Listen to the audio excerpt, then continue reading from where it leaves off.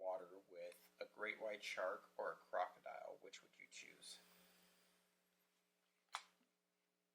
You know, when Marshall and I talked about it earlier, it was being in a cage, and he was like, would you rather be in a shark cage or one of those plexiglass ones that, like, they do the tubes, I guess, for crocodiles? I was like, crocodile. Yeah, those ones definitely feel safer. Yeah, because, you know, they're only as strong as their bite, and if they can't get around it, I feel very safe. If it's a big fucking cube and they can't get, like, a good chomp, I'd be happy. Although they do have little leggies. You gotta watch out for those little leggies. Yeah. Like, if it was like a Shark Tank and had that same window, I'd be very concerned if it was a crocodile. Where they could just, like, climb in. Yeah, but if you were in the open water with a shark or a crocodile. Crocodile. You take a crocodile over a shark? Oh, open water. Yeah. God. Would you take a shark? I don't fucking know. But to be in the water with a crocodile is arguably, like, the worst thing. I would probably take shark. Probably take shark. Open water, I'd probably take a shark. Because you're not necessarily going to get eaten by a shark. Yeah. Crocodile will kill you. Crocodile will fucking kill you. Because I feel like they're those mammals, you know? Like, with the leggies and shit, like, they know that you're there. Whereas, like, if a shark misses... It's not a mammal, it's a reptile, but whatever. Welcome! God damn it. To the Jony Jawscast, where science takes precedent. I hate my job. You're welcome.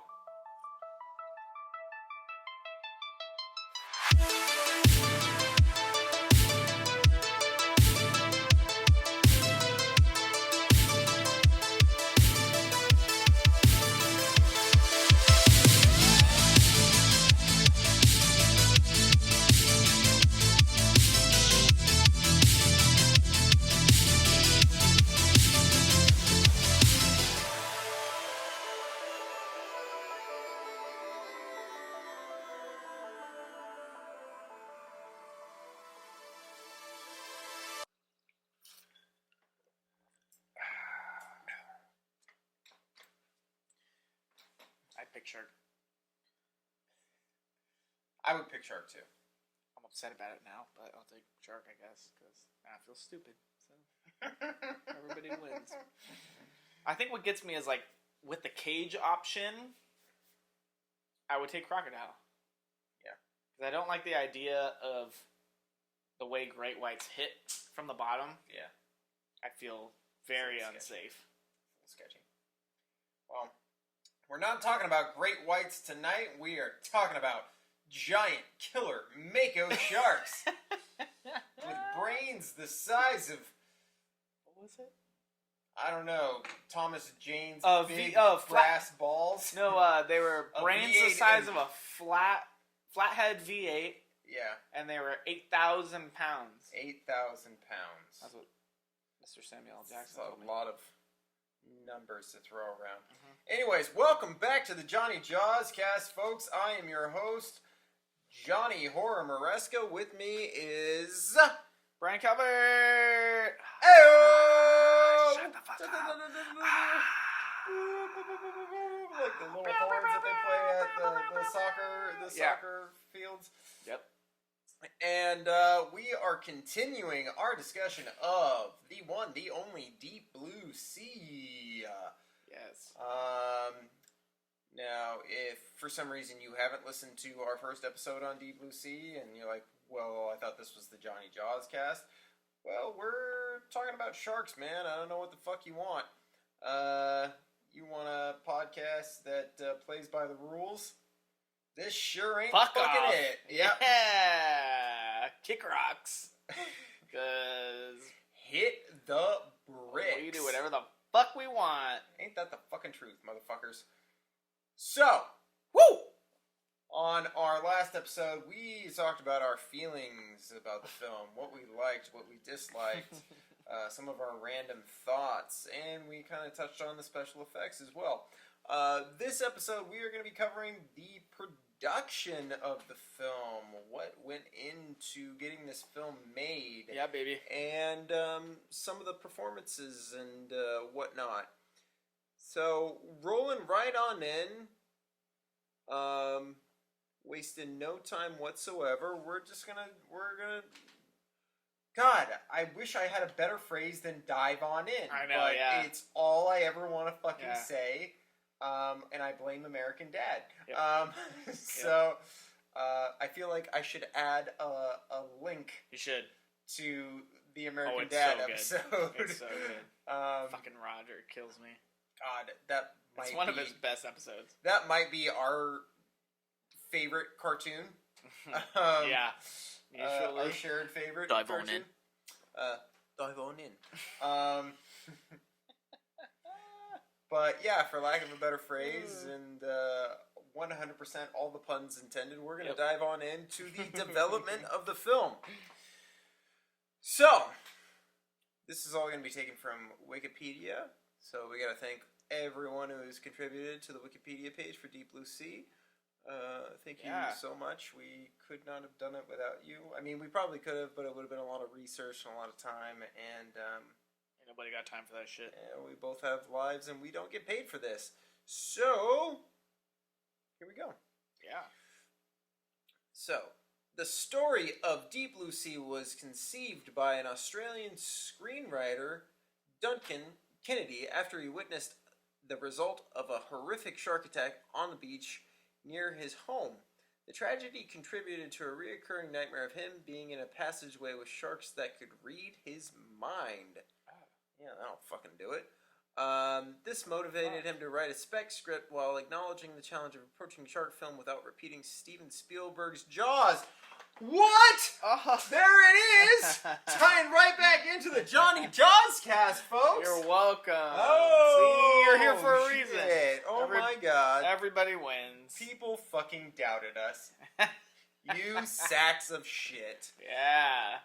Although Warner Brothers bought the script in late 1994, Jesus fucking Christ, actual development on the project did not start until 2 years later, when Rennie Harlan, our boy Rennie Harlan of Nightmare on Elm Street 4, Die Hard 2, Yes, and Cliffhanger fame, was chosen to direct the film. Kennedy's screenplay, which had already been rewritten by several writers at Warner Brothers, was presented to Donna Powers and Wayne Powers. My God, so weird.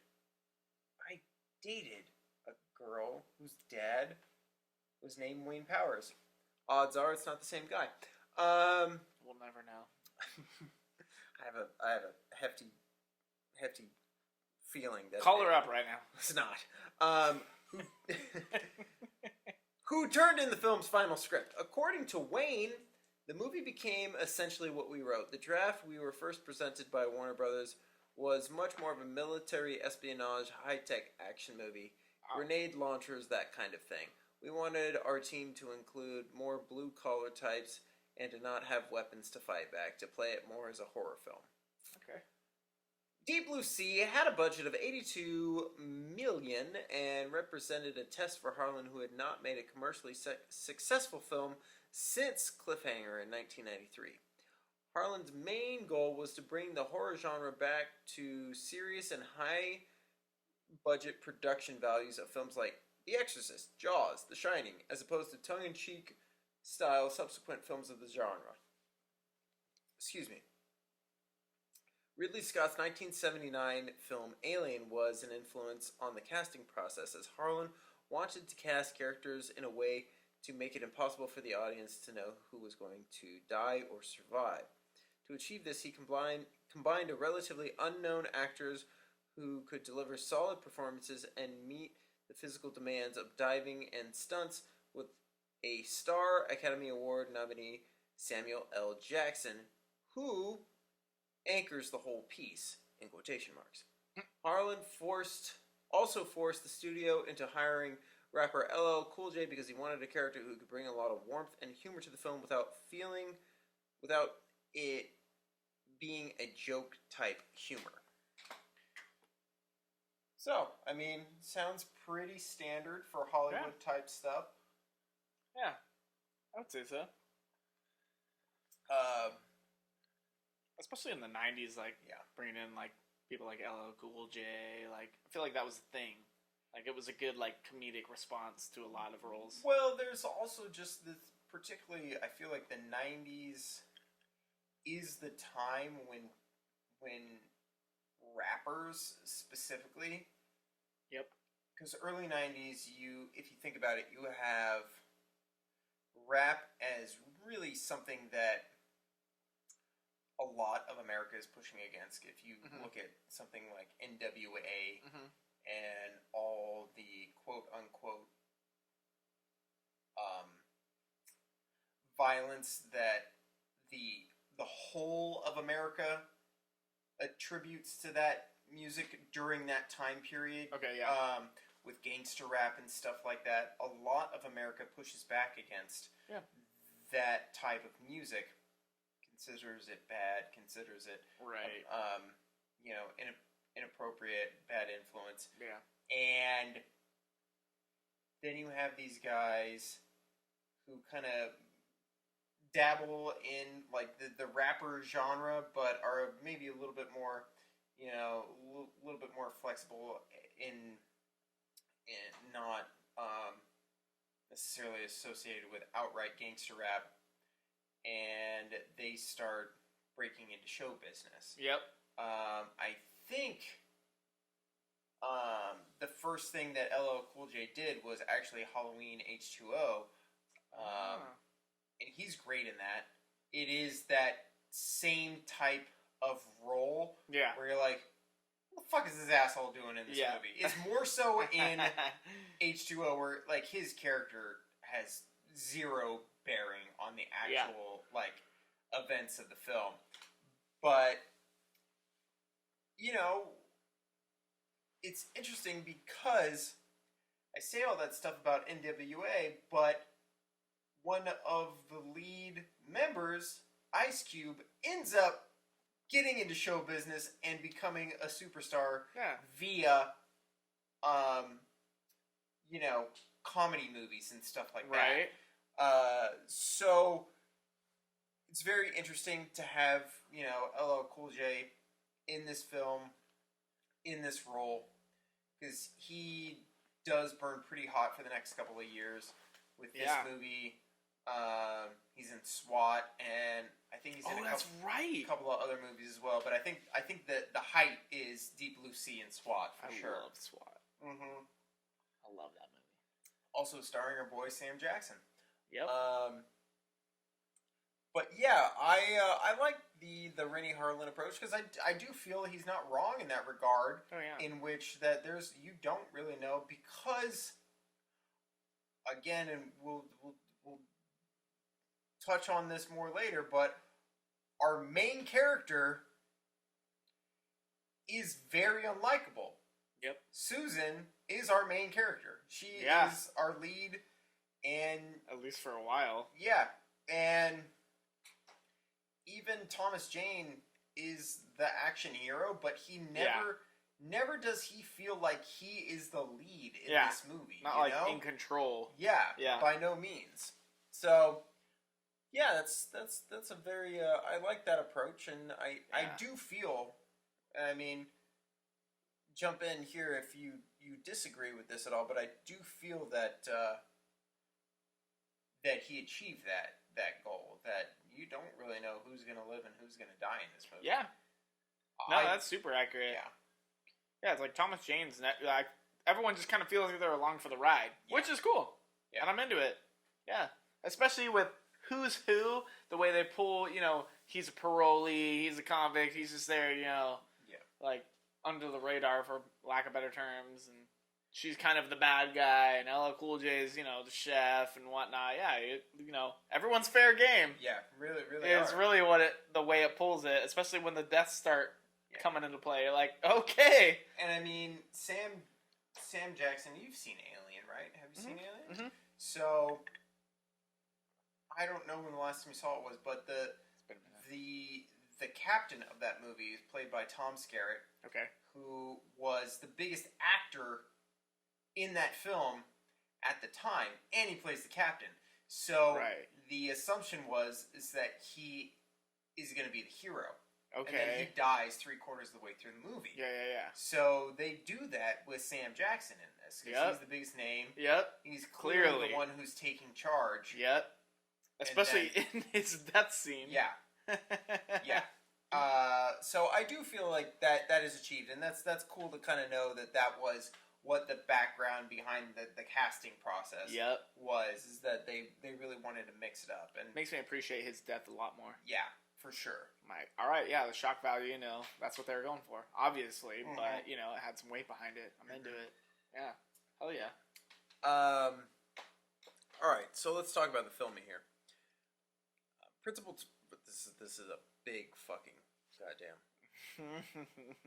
novella here. Oh my god. Principal photography for Deep Blue Sea began on August 3rd, 1998. I was 7 years old at the time. Nice. Most of the film was shot at Fox Baja Studios in Rosarito, Mexico, where the production team had constructed sets above the large water tanks that had been built for James Cameron's 1997 Titanic. Some of the film sets were designed so that they could be submerged, while others were built on sound stages with fish tanks used as windows. At Fox Baja Studios, the cast worked with sharks that were either animatronic or computer generated. As the shark used in Jaws was 25 feet in length, Harlan decided to increase his animatronic shark to 26 feet. Jackson recalled, "When they first brought it into the lab, we were all in awe at the size of the machine. It was a real monster. I could walk up to it slowly and touch it, and they said it felt like a real shark. The gills moved and it had a mind of its own sometimes. As an added homage to Jaws, the license plate pulled from the shark's teeth by Carter is the same plate found in the tiger shark's carcass from Spielberg's film." That's cool. Bringing it back to Jaws. I like it. Gentlemen, bringing it back to Jaws. Here we go. After the shoot at Fox Baja Studios wrapped, Harlan insisted the team go to the Bahamas to shoot with real sharks. Recounting his experience there, actor Thomas Jane, who played Shark Wrangler Carter, said, "The first day I was in a cage, but the next day they swam me 30 feet. They swam me 30 feet down. Then this guy yanks the breather off of me, and the water's churning with blood and guts and stuff. It was so terrifying, I don't want to remember it." Jesus. What the fuck? Why would they do that? I don't know. It's so aggressive. It's terrifying. The idea was to mix footage of real sharks with animatronic and computer-generated sharks to ensure the seamless transition between all of them. To distinguish Deep Blue Sea from Jaws, where the sharks were frequently hidden, where the shark is frequently hidden, Harlan decided to show theirs more prominently because he felt that the audience expectations had changed since then.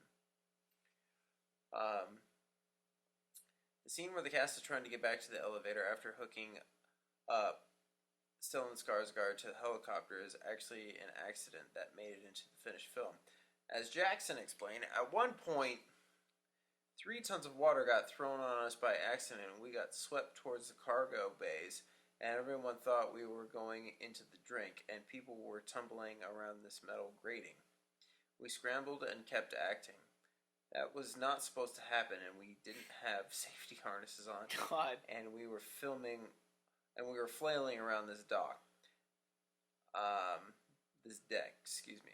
Jackson was initially offered the role played by LL Cool J, but his management team did not like the idea of him playing a chef. Cool. Yeah. So, Harlan created the role of Russell Franklin for him. Additionally, LL Cool J's character was supposed to die early on, but the director ultimately decided to keep him. The production team could not afford to have a fully trained parrot, so LL Cool J's character, so they used 2 parrots. One was good at flying, and another could sit on his shoulder. Dope. Sounds about right. The film's ending was changed shortly before its theatrical release. Originally, Burroughs' character would escape the shark-infested water and live. However, test audiences who saw the film less than a month before its release disapproved of the ending because she was behind the shark's experiments and was seen as the film's villain. As a result, the production team did a one-day reshoot in the Universal Studios tank and did some computer-generated work on the sharks to change it. In 2009, Harlan explained that Deep Blue Sea was the hardest film he ever made because most of the shooting days involved teams standing in water or being underwater for long periods. According to him, just the practicality of putting the wetsuit on in the morning, being in the water all day, your script, all your paperwork has to be made in plastic paper. And then things you wouldn't think of would ever float. They float. Or then things you hope would float actually sink and you can't find them anywhere. Oh my god. What a disaster. Now, right here, next to this fucking Stephen King novel I just read out loud, is a picture of the character of Susan kissing the character of Carter. And it says a deleted scene from the film's ending. Oh, wow. So, two people that I would say have zero chemistry whatsoever they hate each other. End up kissing at the end of the movie. And thank God that that was deleted. It is, I would say that it is such a fucking bonkers death scene for her. Yeah. Such a random, like, out of the blue. Yep. Why do you do that? It works for the movie. It absolutely works for the movie because the movie takes so many weird twists and turns. You're like, sure. Yeah. Why the fuck not? Exactly. And it's so weird to have, like, two guys just sitting on a deck. That's weird. It's just such a weird especially fucking for thing. like this type of action movie. Yeah, there's no reason that, like, in but she's the bad guy. I cannot think of any other type of movie like this where the female lead dies at the end of the movie, right? And it's still a happy ending. You know, it definitely. I mean, I get it. You know, they did it in one fell swoop. What, a day? Yeah. They're like, we're gonna reshoot it. We have a day, ready to go, and they just made it work, which doesn't seem like they needed even a day to do it. 90% of her death is CGI, anyways. Yeah. But I don't know. They could have sold it in a different way if they really wanted her to live, and it to have that type of ending with them freaking macking it at the very end. I think that is what they chose, but the audience was like, you know what? No, fuck this gal. Yeah. She's the villain. Yeah, she's no good. And she has zero likability in the entire movie. She has zero likability. She doesn't even, like, have an arc, you know? She doesn't really get any better. Yeah. She's just an asshole. Her research gets destroyed, so she's kind of bummed out after that. You know, that's basically what it comes to. She never has that moment of, like, oh, I fucked up. Yeah. She never has that redemption. John Hammond moment in Jurassic Park where Alan Grant's like, I've decided not to endorse your park, and, you know, John Hammond's like, yeah, so have I. Like, never has no remorse. Moment. Yeah, zero remorse. She never has remorse. She's constantly like, no, we've done it. We did it right. This is just a mistake, but everything else is right. Yeah. And I mean, even her line that stuck out to me,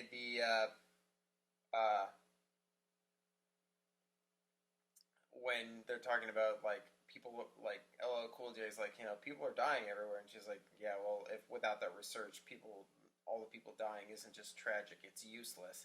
You're like, alright. Yeah, you don't give a shit. Okay. You're gonna get eaten now. But, since we're already kind of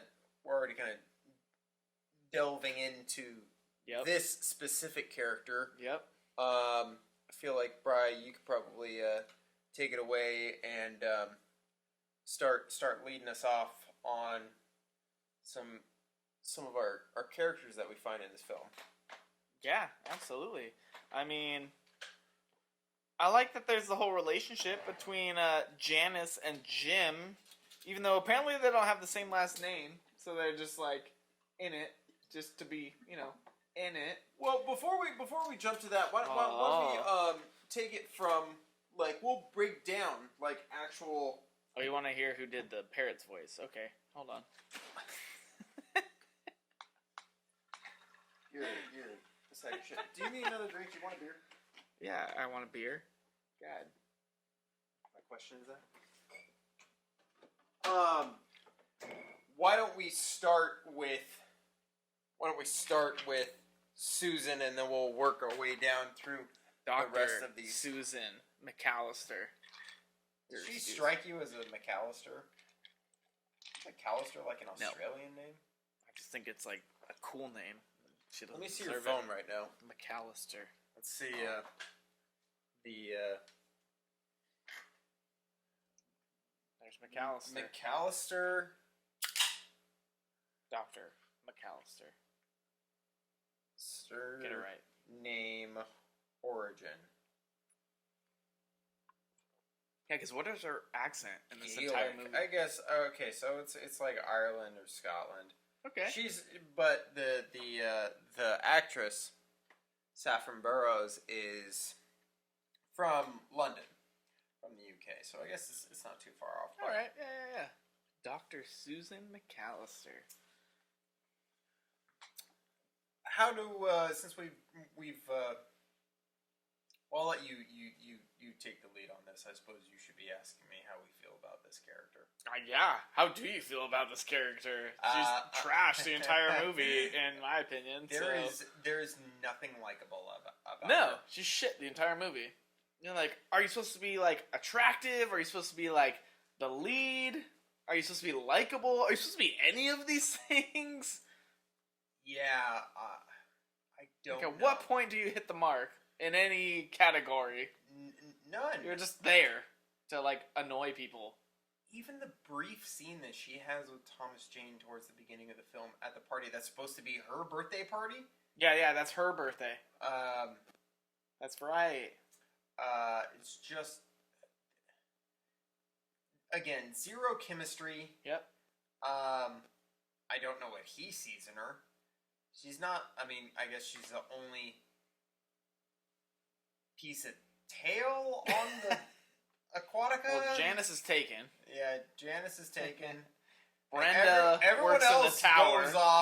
goes off based on the weekend. So, Brenda works in the tower upstairs. Yeah. So bye. Yeah, you gotta climb up her hair to be able to get to her. Yeah, she never leaves. No, lives up there. And he's an ex-convict, so take what you can get.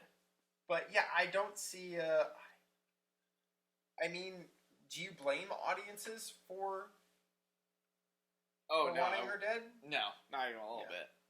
I think halfway through the movie, had she had like that redemption moment, like you were talking about, then sure, sell it. Then build their little chemistry afterwards. After she's had her moment, she can repent. They can do their thing. Yes. She can kill the shark. Yeah. Then they can go make out after she's made good on her misdeeds. Wonderful. She just doesn't give a fuck the whole time. She's just like, I'm just gonna take my wetsuit off, kill a shark once because it's attacking me, lose my shit, all my research, and still be a little bitch. Yeah. So yeah, you're gonna get fucking eaten. Sorry. Yeah. Samuel L. Jackson fucking gets chomped when he's trying to save the world. You're definitely getting eaten. I don't have to tell you. What else we got? Well, we can cover good old Carter Blake. He's up there. He's apparently the hero here. So sorry. I'm pretty sure that you mean Frank Castle. Yeah, sorry. I meant the Punisher who wrangles sharks. As if they killed his family on an island. Mercilessly.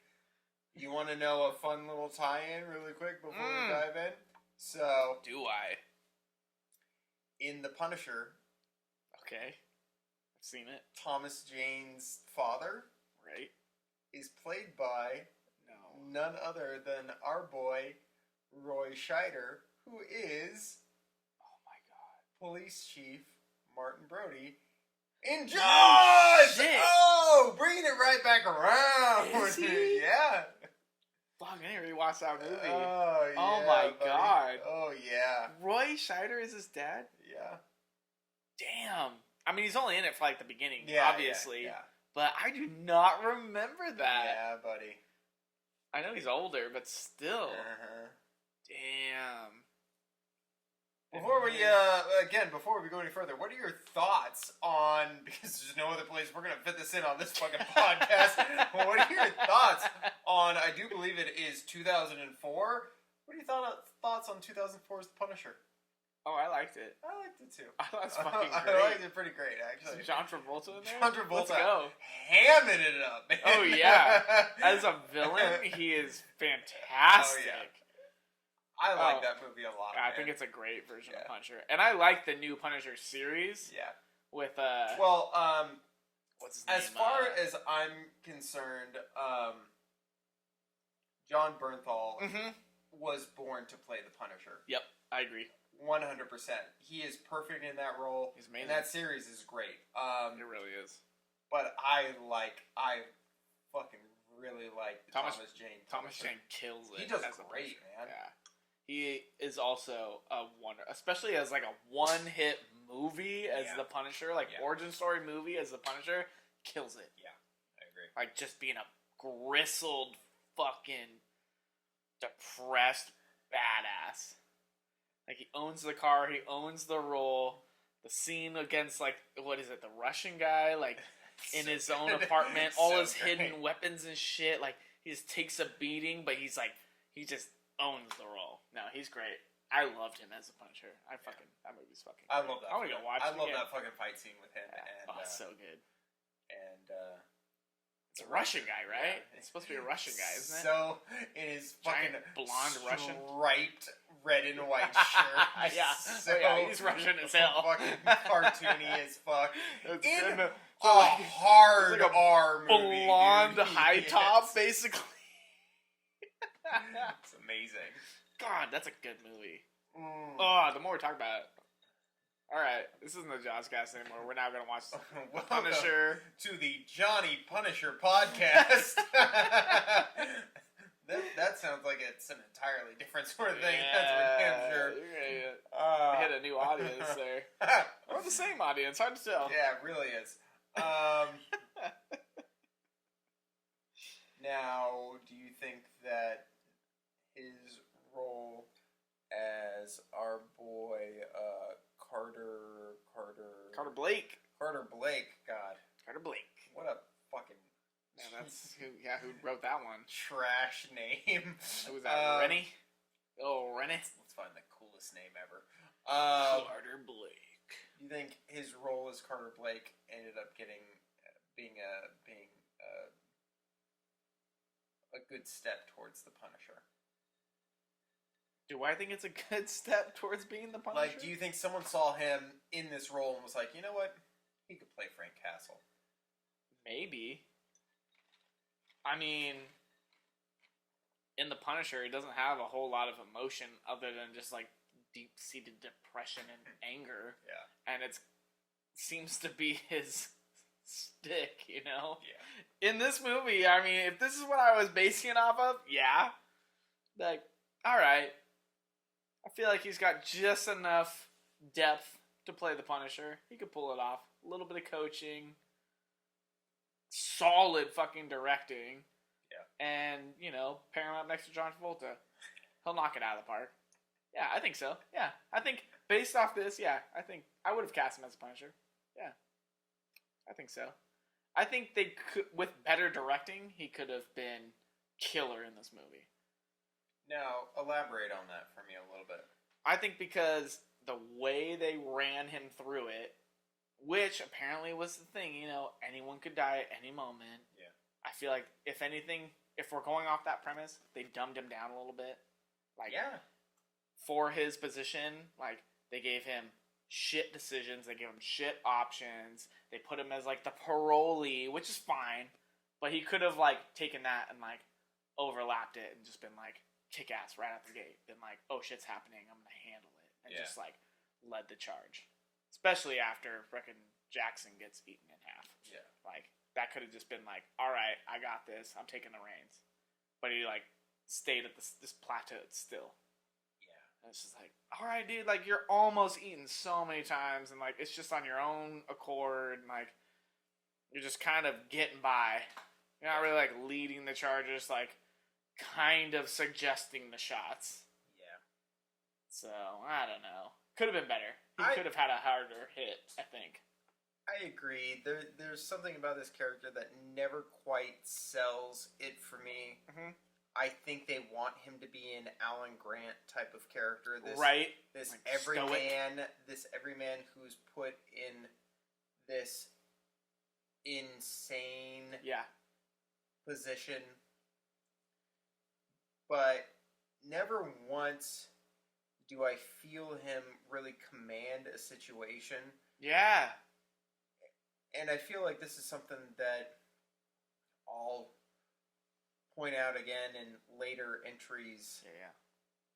But there is that moment in Jurassic Park where Jeff Goldblum lights his flare and he hops out of the car and has the best of intentions to be a fucking idiot. Yeah. We'll cover that in a different podcast. Yes, we will. Has the best of intentions to steer the T-Rex away from the kids and Grant, and just does it in the worst way possible. Yeah. And there is that push in on Grant where he looks at Ian and says, "Ian, freeze!" Yep. And there's that line of Grant, who is this man who is aware of the situation, the extraordinary situation that he is in, something that he would never in a million years, the day before, thought he would ever be in. Yeah. And he's commanding it. And he's handling, Now, you have this character of Carter who has been around these sharks for a good period of time and is still... since this prison sentence, apparently. Just doesn't... He's this strong person, but he does feel like this I don't know, this feather in the wind, just kind of blowing around. And I mean, I guess that is the direction that Rennie Harlan was pushing. This you never know which of these characters is going to be the hero, but he does things, he does make decisions and stuff like that, but he never feels like he steps up and is really the one to for lack of a better word, save the day. And I mean, I don't know, maybe that's cool, because maybe it's cool to have everyone as a unit just either rise or fall on each other. Right. Again, this is more of like a survival movie than anything. It's a very unique movie in that premise, in that sense that there's no real hero. There really isn't. No. So, and I mean, if anything... I mean, Preacher saves the fucking day. Yeah, I mean, if anything, this is like a real scenario for what humans would look like in this situation. Yeah. I think if they wanted to lean more on him, which they could have, like you said, they could have made him more of a Dr. Grant type role. Like, he had the shark knowledge, obviously. Yeah. Like, the only scene they really tap into is, like, when the shark's asleep. He's like, no, she's sleeping. Like, that's like the only time he, like, knows more than anyone else. Yeah. Because of his, like, shark intuition. Yeah. But it would have been super cool had they, like, tagged that in later and be like, no, like, they're hunting us. Like, I know what they're doing type of thing. Because I know them. Yes. Would have been super cool. Rather than, like, arguing about what are they doing? We don't know. Like, it would have been cool to have his, like, intuition involved. Yes. That would have put that, like, deep-seated, I know the monster even though, like, we've never been around it type of Dr. Grant type of thing. I could not agree more. Super cool. Yeah. Would have been rad. Yeah. It would have just been another call to Jurassic Park and little rip-offs and whatever, but it would have still put some oomph behind him as a character. Absolutely. Yeah. Yeah, I feel like they fell short on him, which was a bummer. Yeah. Especially since he's, one of the survivors. I feel like they knew he was going to survive. Like, give him a little bit more. Yeah. Just a little. Didn't even need to be a lot. But, man, just a little bit more. Because, man, he just looks like such a bitch at the whole movie. I'm like, God, you're supposed to be super cool. But, man, like, every chance I think you're going to be cool, you're not. One of the things that always, like, stuck out to me as a kid when I watched this movie, because I think I told you, like, as a youngster, as, like, a young teenager, when I first got my hands on this movie, I watched it a lot. I watched it so much. Yeah. Because I'm, like, quoting this movie, and I have not seen it in years, man. Yeah, you're hitting lines early. Is every time there's, like, a water, like, burst. Oh, yeah. Like, Thomas Jane's character is seen, like, flailing around. He's getting pushed. Like, everyone else is running, and Thomas Jane is, like sliding through the water. Like hanging onto a railing somewhere. He's just getting pushed around. I'm like, this is not the way you want to show, like, your main guy, who's supposed to be at ease on the water, just getting blown over by You're the waves. One who lives underwater. Yeah. You're the only one who's been in a wetsuit since the beginning of the movie. You said life is less complicated underwater. Yeah. But yeah, we should probably move on to our next character. Alright, well, next up is Samuel L. Jackson. Russell Franklin. I know you got a lot to say about this guy, so go ahead, talk to me about him. It's his backstory that bothered me. The fact that, like, their whole opening scene thing, he's at the firm or whatever that's, funding this whole thing. And then, he's on the plane to go out there. Can I pause really quick and just, like, what is his position in this? Because he's standing behind the guy who was sitting in the chair. At the desk. And does the guy in the chair ever say anything? Maybe he says one thing right at the gate, but... Like, why isn't it just him in the chair? Yes! Like, why isn't it just Samuel Jackson's office? What is Samuel L. Jackson, like, doing, like fucking, like... He's, like, leaning on the bookshelf behind it's the bald white guy or whoever is there. Such an awkward dynamic. Well, why should we give you our money? Oh, no. Don't do that. McAllister is like, whose money? I'll take anyone's. Yeah. I've got some fucked up sharks out there, alright? I just don't want to set them loose, so if I don't have to kill them, that'd be tight. But you guys are really putting me in a bind here. If I don't have to kill them, that'd be tight. You run another test tomorrow? You have till tomorrow. I'm coming with you. Alright. And then on their, like, plane ride out there, she's like, I read about you. Heard about the Alps. And he's like, the Himalayas. Oh, reverse that. Oh, did I have that wrong? Yeah, she said the Himalayas. He said the Alps. You're welcome. Aren't there, like, Himalayan Alps, or there might be, or maybe it's like the Himalayas, and then he's like, yeah, the Alps. Maybe that's what that was supposed to be. I don't know. It's fucking stupid. I don't know shit. Either way, apparently he was caught in an avalanche. Yeah. 7 people survived the avalanche, but only 5 got out. And they swore they would say that the 2 died to the mountain. That's all they talk about. And then he gets eaten by a shark. So is this like the... What about that backstory bothers you? What bothers me is I want to know if they ate them or not. It's a weird callback to the plane crash, which I think was in the Alps, where they resorted to cannibalism. Yeah. And I want to know what happened and why he's so weird about it. Because they really lean into the fact that he might have eaten somebody. I want to know if Russell Franklin ate someone. I would bet on it. From what I gather, there was tension between a group of people, and maybe they didn't eat them. But that's true. He does lean into that's why we're not fighting.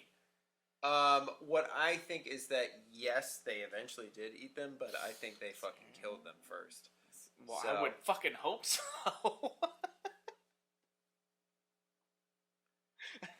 Yeah, I mean, Yeah, it's weird. And it bothers me. It's one of, if not the only reason I'm not upset he gets eaten. Because it's like right after that. He was like, alright, and now I'm commanding this as a cannibal, and then he gets eaten. I'm like, well, I don't tomato, know. potato, pal. I don't know what to tell you. What again? Like, is it just because there's a question that you don't know? Yeah, That and it bothers. It's a big question. Did he or did he not eat people in the Alps or Himalayas? I don't give a shit what mountain he had an avalanche issue in. I'm gonna go ahead and say yes, he ate people. Oh, definitive.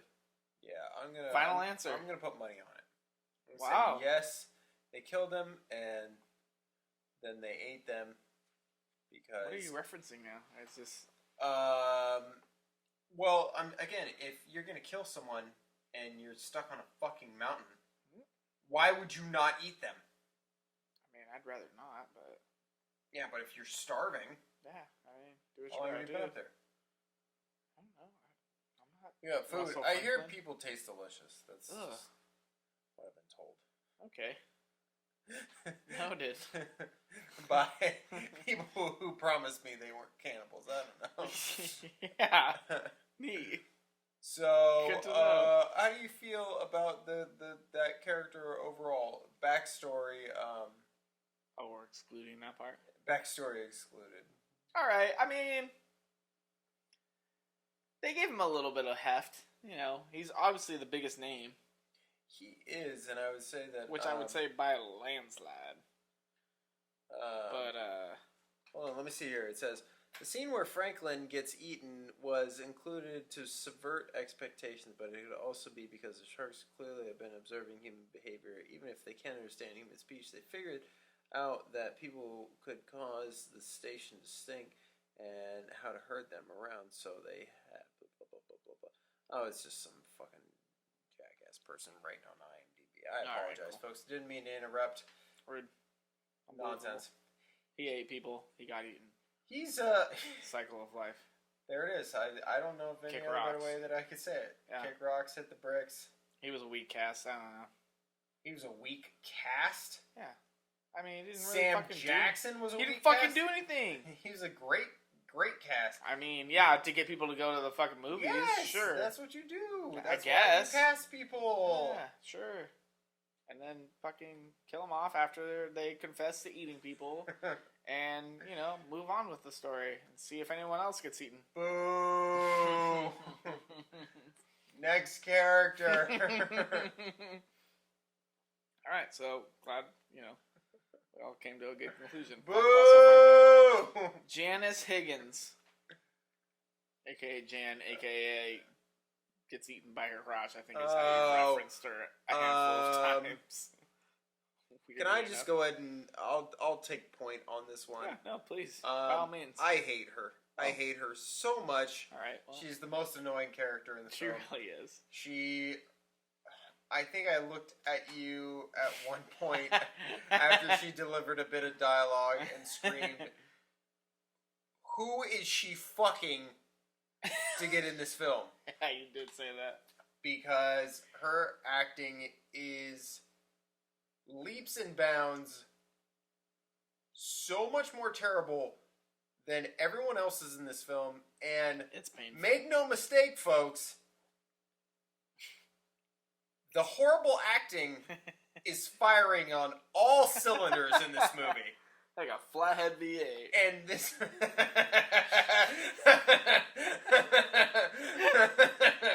well played, sir. I wish Russell Franklin had delivered that line, but whatever. And this broad manages to just bury any fucking resemblance of what it means to be a normal human being in any given situation. It's painful. It's gross. Yeah. No Zach's idea trash. what Skarsgård sees. Yeah. I mean, apparently they're not together. I mean, not married at least. Or maybe she just didn't take a 'cause last name. He's She's Janice Higgins. He's Jim Whitlock. He's just boning her while he's on the station, and then when he gets out, after he's done with his research, he's going to go back home to his wife and kids. Yeah. Oof. Hence the cigarettes, apparently. Yikes. Yeah, I don't know what else I could say about this character, except that she's awful. I will admit that her death is... It's not... I don't enjoy watching her die because she is just such a pathetic character. Yes, that's a good way to put it. When you watch her, you're just like, God. Very pathetic. And her death is... Her death feels more real than any other character's because it actually is taking place and it is not CGI. Yeah, that's also true. Although you know it's coming. They're stuck in that tube, basically an elevator shaft, practically. Yeah, but, I mean, you know it's coming adds to the dread of, like, oh, God, I don't want to watch this whiny little broad beg for her death.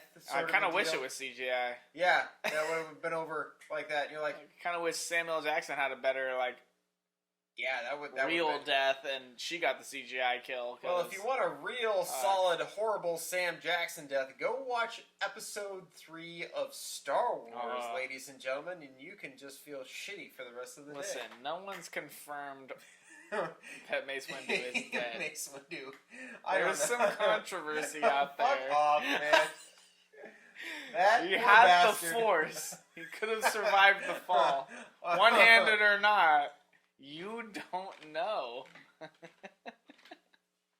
mean, Anakin did, jump from, speeder to speeder in Episode 2 and, land and catch one with one arm. This is what I'm saying. We don't know if Mace Windu is dead or not. Fucking Mandalorian Season 3, Episode 5. Mace Windu is gonna show up. Calling it! You heard it here. I would fucking piss myself. I'm gonna be at home, come home late from a hockey game. Son of a bitch. And I'm gonna watch it, and I'm just gonna fucking punch my computer screen. It's gonna be 12 o'clock in the morning. You're gonna, be eating McDonald's and, spit it out and, go, jump on the bed. Be pissed. I picture you still in pads and everything. Kelsey's gonna be pissed because I'm gonna lose my shit. I'm gonna fucking lose it. Fucking heads are gonna roll. But I'll also be very excited. I have hope. I have hope. This right here might be my favorite moment of anything that we've done so far on this podcast. Hey, man. Qui-Gon came back and reprised his role, even if he was a Force ghost, so... Well, I'm not saying it can't happen. Qui-Gon got stabbed in the stomach and died, but, fucking the Inquisitors can get stabbed in the stomach. That's what I'm saying. No problem. There's a lot of controversy out there. A lot of controversy. Moving on. Welcome to the Jony Windu podcast.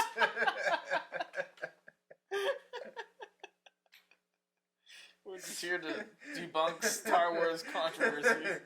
Bring them on. Oh, God. Put them in the comments. I'll answer all of them. Let's go. I'm not afraid.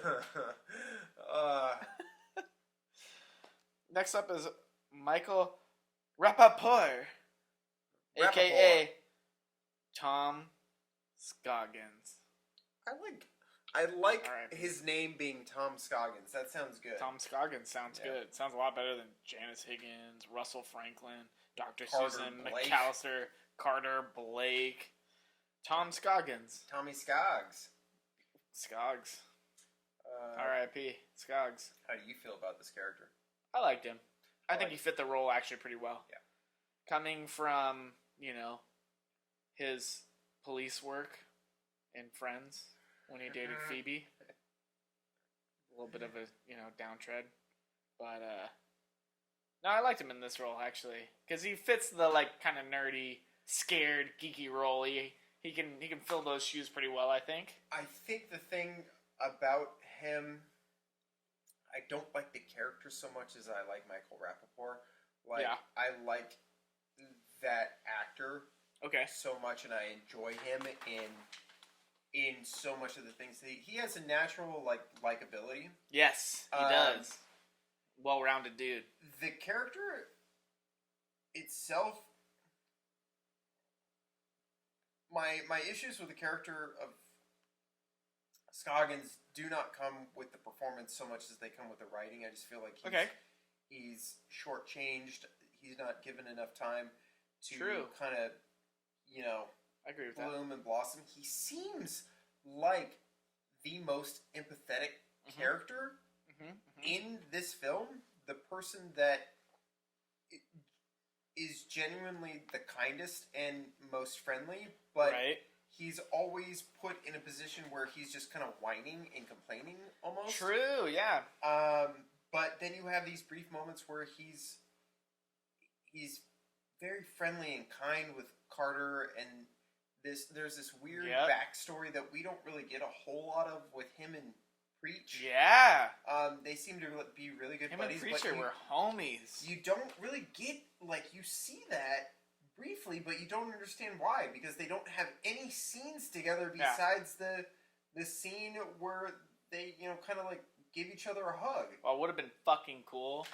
All those stupid ass scenes with Preacher and the stupid parrot. Yes. Would have been so rad had I set it up where, Preacher's the lone chef. He's down on his own, sub-basement floor doing his own thing, cooking.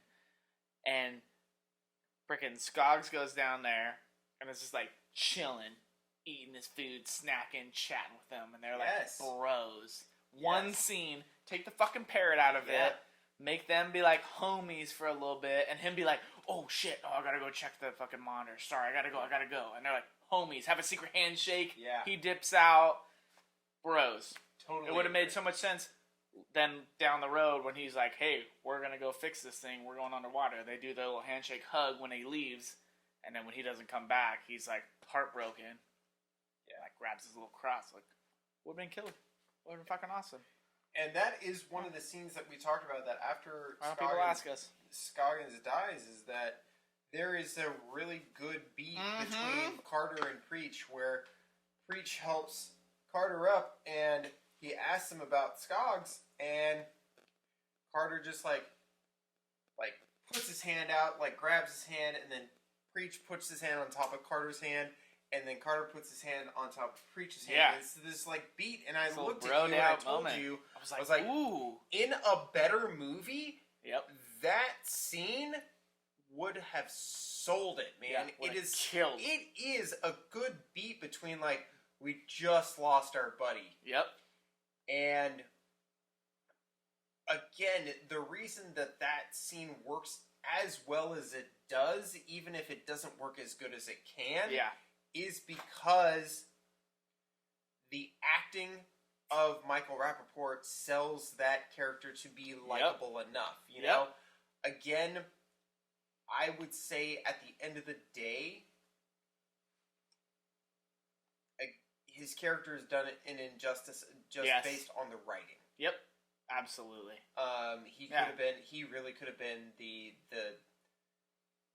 MVP of this movie if his character had been developed a little bit better and not been put in this position of kind of the whiny, crying. Yeah, the way they had wrote in his knowledge of Aquatica and everything, he could have been right up there with Preacher as far as likability, role would have been really cool to have the two of them with bailing out Carter and whatnot. Would have been dope.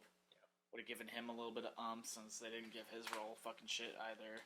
Yeah, that would have been cool. Well, next up, your boy Jim Whitlock. Scott. What a fucking sexy piece of ass he is. I don't know, if I was a girl and I was looking to get, banged by a scientist, a marine biologist. Yeah, if you really had to pick one. Yeah. Might as well pick one who licks the ends of his cigarettes before he lights them. Ceremonially. I mean, how do you feel about him? What's your thoughts? I feel like everyone already knows how I feel about him. No, I loved him too. He was fucking great. I just like how little they put into it, and how much he really just took it and ran. Like, it seemed in the movie they were just like, yeah, dude, like, you're a scientist, whatever. You're like, oh, all right, like, these are your lines. You're kind of here for, you're gonna be the person who gets eaten, and you break the glass. Yeah. And he was like, all right, well, in this scene, I want to pull out a cigarette. And they're like, all right, yeah, no, I could see that. That could work, a little. I could add a little bit to your character. You're nothing, anyways. It's fine. He's like, I'm gonna lick it. Like, what? Like, oh, don't worry about it. Roll film. I'm like, what the fuck are you talking about? Yeah, scroll it. And he just fucking like pulls out a cigarette and licks it. Looks at his fucking mistress. Puts the filter in his mouth. She's like, that's why she gave that look. Like, what the fuck? And they were like, roll, keep it. Keep rolling, keep rolling. That's what it is that man is such a fucking sex machine that the minute he lit that cigarette, she, like, opened up her mouth. It's like, feed me, daddy! Oh my god.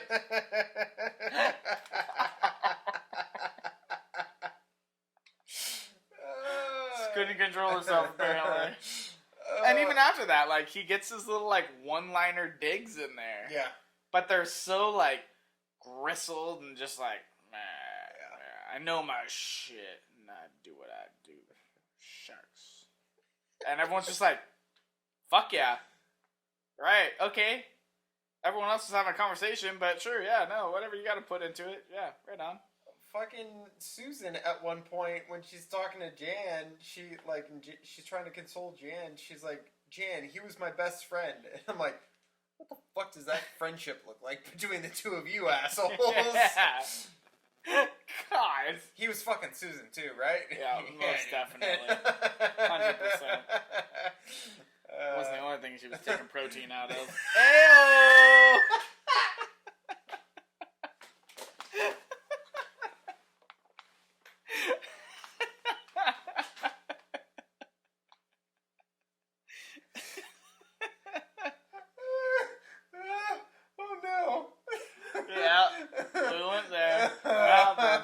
Oh, goddamn.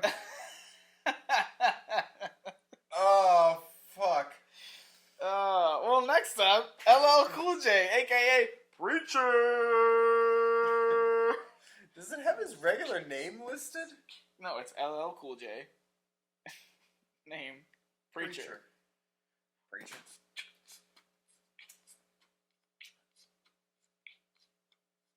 You're a sack of shit, you know that? I'm a shark. I got a Don't fin. do this. I'm a rap. Not on live television, Everybody please. We're gonna be canceled. I would like you to take the lead on Preacher. Obviously, I've stated earlier that I think he's the most likable character, and that just comes from LL Cool J's natural charisma. His coolness, one might say. If one was, making puns on this show, which no one does that. No, we're a pun-free show. Thank you. Please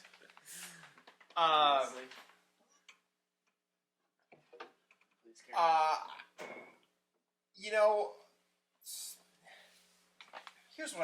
Here's my question that I was Lay it thinking on me. about. Do you buy LL Cool J as a chef? Nope. Do you buy LL Cool J as a preacher? Only with that 8-inch cross he wears around his neck. No. I don't buy him as either one of those things. So he seems very out of place. But again, he's just so charming. His one-liners, he's pretty much the only one who manages to sell almost all of his one-liners. Fucking sushi being excluded. Bring me some sushi. There's some great bits. I love him in the oven. Yeah, it is a great scene. I love the irony, Lord. Yeah. Cook dies in his own oven. Love that line. That was a good scene. I actually really like that scene. The way he cuts his way into the top oven and then uses it basically as a diving board over the shark. Yeah. Beautiful. That's a pretty cool scene. I love his recording of his last will and testament. I think it's great. sold so well, the seriousness, and then the cheese of like, this is my life, this is what I've done, and what do I have to leave behind? We will begin with the perfect omelet, and he just dives right 2 eggs, not 3. Most chefs add milk for density. That's a mistake. This is a mistake.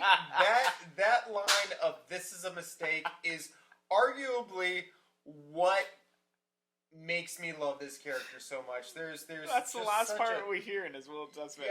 Yeah. Fucking fantastic. Perfectly edited, perfectly delivered. I love that line. Every time I make eggs in the morning and I add milk to my eggs, I think about that fucking line.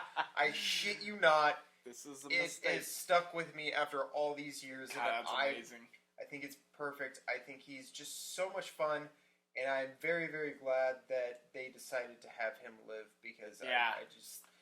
Had they killed him off the movie, it would have just flopped hard. I know that we talked about like how weird it was to have like 2 just like dudes chilling there when and again happy ending where the gal just got killed. Yup. And they're both pretty chill about that. All right, man. Yeah, sharks, right? But I again would have been more bummed to see Preacher die than Carter, so it's cool to have both of them just chilling there, swapping lines, even if Carter had a thing for Susan and she just got obliterated. It is, I mean, for all intents and purposes, it is the best, I guess, ending for what it could have been. Sure, I like the way they both just like lay down. I'm like, if that's how it's gonna end. Back to the ghetto. That's right. Amen. Amen. Good Lord. Alright, maybe I don't like the ending. It's dated. And not dated well, one might say. Yeah, it's not aged well. Okay, well. What do we got? We got a couple of stragglers. Only a couple of stragglers. Brenda Kearns runs the tower. Oh, yeah, so... She's up there. For those of you who are,